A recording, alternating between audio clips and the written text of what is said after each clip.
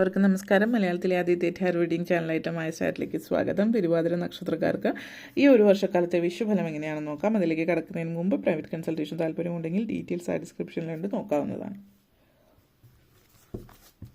തിരുവാതിര നക്ഷത്രക്കാരുടെ ഒരു വർഷക്കാലത്തെ നിങ്ങളുടെ വിഷുഫലം എങ്ങനെയാണ് എന്ന് നോക്കാം.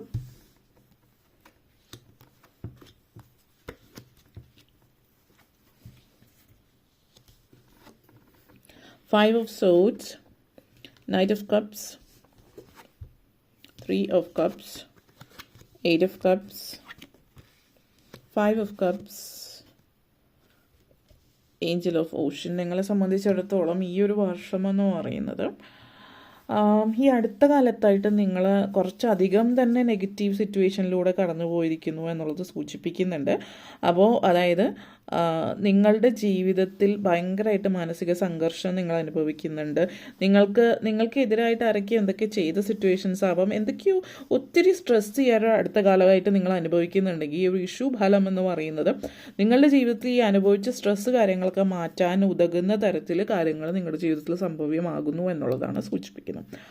ആദ്യം തന്നെ നിങ്ങളെ സംബന്ധിച്ചിടത്തോളം 5 of Swords and 5 of Cups എനർജിയാണ്. അപ്പോൾ ഒത്തിരി സങ്കടം കാണിക്കുന്നുണ്ട്, ഒത്തിരി നിങ്ങളെ ഭയങ്കരമായിട്ട് നിങ്ങൾ അനുഭവിച്ചിട്ടുള്ള ഒരു വ്യക്തിയാവാം. അടുത്തിടയ്ക്ക് നിങ്ങളുടെ ജീവിതത്തിൽ ഇത് എല്ലാവരിലും ഒരുപോലെ ആയിരിക്കണം എന്നില്ല, എന്നിരുന്നാലും ജീവിതത്തിൽ ഒത്തിരി നെഗറ്റീവായിട്ടുള്ള situations 5 of Swords and 5 of Cups energy strong മെസ്സേജാണ്. അടുത്ത കാലത്ത് നിങ്ങളുടെ ജീവിതത്തിൽ കോൺഫ്ലിക്ട്സ് ഉണ്ടാവാം. നിങ്ങൾ തീരെ ചെറുതായി പോയ പോലെ, നിങ്ങൾ ഒന്നുമല്ലാത്ത പോലെയൊക്കെ തോന്നിയിട്ടുള്ളൊരു സാഹചര്യമാവാം.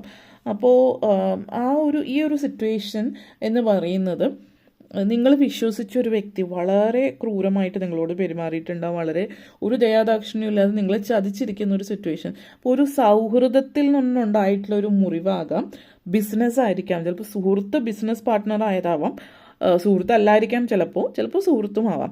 അതായത് പാർട്ട്ണർഷിപ്പിൽ നിന്നുള്ള ഒരു നഷ്ടം ഉണ്ടായതാവാം, അതായത് ചതിച്ചിട്ടുള്ളൊരു സിറ്റുവേഷൻ ആകാം, ബിസിനസ് നഷ്ടപ്പെട്ടു പോയത്, അതേപോലെ അസൂയ, കുശുമ്പ്, ജലസ് ഇങ്ങനത്തെ സിറ്റുവേഷനൊക്കെ അടുത്തിടയ്ക്ക് ഉണ്ടായിട്ടുള്ള സിറ്റുവേഷൻ കാണിക്കുന്നുണ്ട്. അപ്പോൾ അതിൽ നിന്നൊക്കെ പുറത്ത് വരുന്ന ഇവിടെ സൂചിപ്പിക്കുന്നത് നിങ്ങൾ ഇത്രയൊക്കെ സിറ്റുവേഷൻ ഉണ്ടായിട്ടും ഇത്രയൊക്കെ സങ്കടങ്ങൾ അനുഭവിച്ചിട്ടും നിങ്ങളോടിത് ചെയ്തിട്ടുള്ള ചില വ്യക്തികൾ പരോക്ഷമായിട്ടായിരിക്കും, പ്രത്യക്ഷമായിട്ട് ചെയ്തിട്ടുള്ളവരുണ്ടാവും, പരോക്ഷമായിട്ട് ഇൻഡയറക്റ്റ്ലി ചെയ്തിട്ടുള്ള ആളുകളും ഉണ്ടാവും.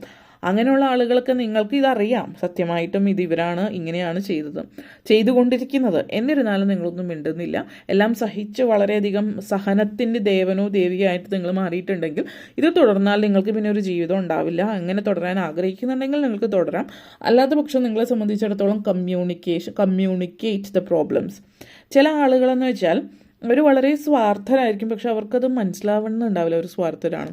അപ്പോൾ ചില സിറ്റുവേഷനിൽ എന്ന് വെച്ചാൽ നിങ്ങളിത് തുറന്ന് സംസാരിച്ചാൽ അപ്പോഴായിരിക്കും അവർക്ക് മനസ്സിലാകുന്നത്. അപ്പോൾ ചില ആളുകൾ മനഃപൂർവ്വം ചെയ്യുന്നതാണ്. They are narcissistic, toxic, abusive. അവർക്കറിയാം, അവർ എത്ര അറിഞ്ഞാലും അവരത് നിങ്ങൾക്ക് അങ്ങനെ ചെയ്യും. അപ്പോൾ നിങ്ങളത് ഫസ്റ്റ് ഓപ്പണായിട്ട് ഇതുവരെ അവരോട് ചോദിച്ചിട്ടില്ല, കമ്മ്യൂണിക്കേറ്റ് ചെയ്തിട്ടില്ല. ഫസ്റ്റ് ചെയ്യേണ്ടുന്ന കാര്യം ഓപ്പണായിട്ട് കമ്മ്യൂണിക്കേറ്റ് ചെയ്താൽ രണ്ട് കാര്യങ്ങൾ സംഭവിക്കാം. ഒന്ന്, അവരത് ഡിനൈ ചെയ്യാം, അല്ലെങ്കിൽ അവരത് മനസ്സിലാക്കി ഇങ്ങനെ നേരെ ആവുമെന്ന് പറയാം. ഈ രണ്ട് കാര്യങ്ങൾ ചെയ്താലും ഡിനൈ ചെയ്താൽ പിന്നെ ദർ ഇസ് നോ അതിൽ സാധ്യതയില്ല. ഡിനൈ ചെയ്യുന്നില്ല, അത് നേരെയാക്കാമെന്ന് പറഞ്ഞാൽ മുമ്പോട്ടേക്ക് സാധ്യതയുണ്ടെന്ന് തോന്നും. ആ തോന്നൽ ശരിയാണോ തെറ്റാണോ എന്ന് ഫ്യൂച്ചർ കാണിക്കും. മുമ്പോട്ടേക്ക് പോകുമ്പോഴും അവരത് തന്നെ റിപ്പീറ്റ് ചെയ്യുകയും ഇനി ശരിയാക്കാം, നാളെ ശരിയാക്കാം എന്ന് പറഞ്ഞ് ഒന്നും ശരിയാവുന്നില്ല എങ്കിൽ സ്കോപ്പില്ല എന്ന് തന്നെയാണ് അതിനർത്ഥം. പക്ഷെ ചില ആളുകൾ അത് നേരെയാക്കാൻ ശ്രമിക്കുക, അതിനുവേണ്ടി നേരെ ആവുകയും ചെയ്യുന്നുണ്ട്. അവർ മനസ്സിലാക്കാത്തത് കൊണ്ടാവാം. അപ്പോൾ സ്വാർത്ഥത എന്ന് പറയുന്നത് അത്ര വലിയൊരു ഇതല്ല, പക്ഷേ അവർ ആ ഒരു രീതിയിൽ സ്വാർത്ഥരാണ് നിങ്ങൾ പറഞ്ഞ് മനസ്സിലാക്കുമ്പോഴായിരിക്കും അവർക്ക് മനസ്സിലാക്കുന്നത്. അപ്പോൾ ഇങ്ങനെ നിങ്ങളത് മനസ്സിലാക്കിയിട്ട് ഈ പറയുന്ന വ്യക്തി അത് മനസ്സിലായാൽ ഓക്കെ, ഇല്ലാത്ത പക്ഷം വീണ്ടും അവിടെ കടിച്ചു തൂങ്ങി കിടക്കുന്നതിൽ അർത്ഥമില്ല എന്നുള്ളതാണ്. ഇതൊരു റിലേഷൻഷിപ്പ് ആവാം, ജോലിയാവാം. കാരണം ഇവിടെ നെക്സ്റ്റ് വന്നിട്ടുള്ളത് night of cups and 8 of Cups എനർജിയാണ്. പ്രണയത്തിലാവാം ഈ ഒരു ചതി, പ്രപ്പോസലിൽ വന്നതായിരിക്കാം, പറഞ്ഞ പോലെ ഒന്ന് പ്രണയിച്ചിരുന്ന കാലത്ത് പറഞ്ഞ പോലെ ആയിരിക്കില്ല വിവാഹശേഷം, ഈ സിറ്റുവേഷൻ ആവാം. അപ്പോൾ എന്തായാലും ഇതൊക്കെ നിങ്ങൾക്ക് പര്യവസാനം ഹീലിംഗ് ആണ് നിങ്ങളുടെ outcome energy. Angel of Ocean. So ഈ പറഞ്ഞ കാര്യങ്ങളൊക്കെ നിങ്ങൾക്ക് പര്യവസാനിപ്പിക്കാനുള്ളൊരു സമയമായി എന്നുള്ളതുമാവാം ഇത് സൂചിപ്പിക്കുന്നത്. കാരണം ചേഞ്ചാണ്. It's time for you to take your leave. അതാണ് ഒറ്റ വാക്കിൽ പറഞ്ഞാൽ. അതായത് ചില ബന്ധങ്ങളായിരിക്കാം, ചിലപ്പോൾ ചില ജോലിയായിരിക്കും. ജോലി എന്ന് പറഞ്ഞാൽ ടോക്സിക് ആയിട്ടുള്ള കൂടെ വർക്ക് ചെയ്യുന്നവർ ടോക്സിക് ആയിരിക്കാം, നിങ്ങളുടെ ബോസ് ടോക്സിക് ആയിരിക്കാം. അപ്പോൾ നിങ്ങൾക്ക് അവിടെ നിന്നാൽ അന്നന്ന് ശമ്പളം ഉണ്ടെന്ന് വെച്ചാൽ നിങ്ങൾക്ക് പലപ്പോഴും സ്ട്രെസ്സാണ്, ആങ്സൈറ്റിയാണ്. പിന്നെ ഒരിക്കലും ഉയരത്തിലേക്ക് പോകാൻ നിങ്ങളുടെ മേലധികാരി സമ്മതിക്കില്ല. അവർക്ക് നിങ്ങളോടുള്ള ദേഷ്യമായിരിക്കാം, എന്തുവാകും. അപ്പോൾ അങ്ങനെയുള്ളൊരു ജോലിയിൽ നിന്ന് നിങ്ങൾ പുറത്ത് കിടക്കേണ്ടുന്ന സമയമായി വിട പറയാൻ എന്നുള്ളതാണ്. അതിപ്പോൾ ജോലിയായാലും ബന്ധമായാലും. ആ തീരുമാനം നിങ്ങൾ എടുത്തില്ല എങ്കിൽ നിങ്ങൾക്ക് അവിടെ തന്നെ കണ്ടിന്യൂ ചെയ്യാം. ഈ ലോകത്തിന് മാറ്റമൊന്നും ഉണ്ടാകുന്നില്ല, പക്ഷെ നിങ്ങളുടെ ലൈഫ് അതുപോലെ തന്നെ തുടരും. നിങ്ങളുടെ ലൈഫ് ബെറ്റർ ആക്കണമെന്ന് നിങ്ങൾക്ക് തോന്നിയാൽ സ്വയം ഒരു വിശ്വാസവും ധൈര്യത്തിലും പുറത്തിറങ്ങിയാൽ യു ക്യാൻ എസ്കേപ്പ് എന്ന് തന്നെയാണ് പറയുന്നത്. So this is exactly the right time to move on. മുന്നോട്ടേക്ക് ജീവിതത്തിൽ പോകാൻ നിങ്ങളുടെ ജീവിതത്തിൽ ആ ഒരു റിലേഷൻഷിപ്പ് ആയിരിക്കാം, ആ ഒരു ജോലി ആയിരിക്കാം, ആ ഒരു വീട്, ആ കമ്മിറ്റ്മെൻറ്റ് എന്തായാലും, അല്ലെങ്കിൽ ഇമോഷണൽ ലെവലായിരിക്കാം, നിങ്ങളുടെ മനസ്സിലുള്ള ആ സംഘർഷം വിട്ടിട്ട്, ആ ഡ്രാമയും കാര്യങ്ങളൊക്കെ വിട്ടിട്ട് ആ മോറൽ സ്ട്രഗിൾ. ഇപ്പോൾ കാരണം എന്താണെന്ന് വെച്ചാൽ ചില സിറ്റുവേഷനിൽ നിങ്ങളൊരു മോറൽ സ്ട്രഗിളിലാവും. നിങ്ങളെന്തോ തെറ്റ് ചെയ്യാണ് എന്നുള്ള രീതിയിൽ, റിലീജിയസ് ആയിട്ടുള്ള രീതിയിൽ. ഇപ്പോൾ ചില ക്രിസ്ത്യൻസിനെ സംബന്ധിച്ച് പറയുകയാണെങ്കിൽ എന്തെങ്കിലും കാര്യങ്ങൾ ചെയ്യുമ്പോൾ എന്തോ വലിയ പാപം ചെയ്തു എന്നുള്ള രീതിയിലാക്കി. എന്നാൽ അതേസമയം അവർ ചെയ്യുന്നത് അതിലും വലിയ പാപമായിരിക്കും. നിങ്ങളെ ഇമോഷണലി ബ്ലാക്ക്മെയിൽ ചെയ്ത് മോറൽ ഗ്രൗണ്ട്സിൽ നിങ്ങളെ പിടിച്ചു വെക്കുന്നവരുണ്ടാവും. അപ്പോൾ ഇതൊക്കെ വിട്ടിട്ട് പോകാൻ പറ്റുന്ന ഒരു സമയമാണ്. Say good bye, you are ready for A change. ഈ ചേഞ്ച് യാത്രയാണ് ചില ആളുകളെ സംബന്ധിച്ചിടത്തോളം. അതായത് നിങ്ങളുള്ള വീട്ടിൽ നിന്ന് ദൂരയാത്രയ്ക്കും, ചില ആളുകൾ രാജ്യം വിട്ട് തന്നെ പോകുന്ന സിറ്റുവേഷനാണ്.